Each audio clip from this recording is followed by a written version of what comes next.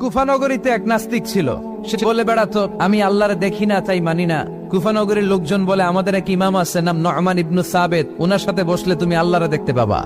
সে বলে, তাই তাহলে তোমাদের ইমামকে ডাকো।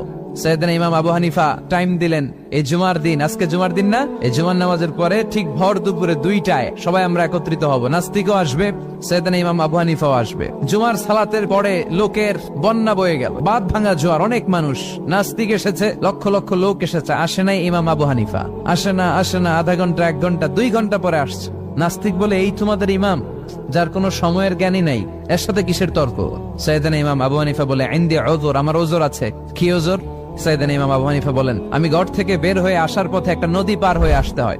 আজকে এসে দেখি নদীর মধ্যে কোনো মানুষ টানুষ নাই, নৌকা নাই, মাঝি নাই, কিচ্ছু নাই। তো হঠাৎ দেখলাম পাশে বিশাল বড় একটা গাছ। এই গাছটা এমনি এমনি 2 ভাগ হয়ে গেল। হঠাৎ গাছ থেকে এমনি এমনি লম্বা তক্তা হয়ে গেল। এমনি এমনি তক্তাগুলো জোড়ালে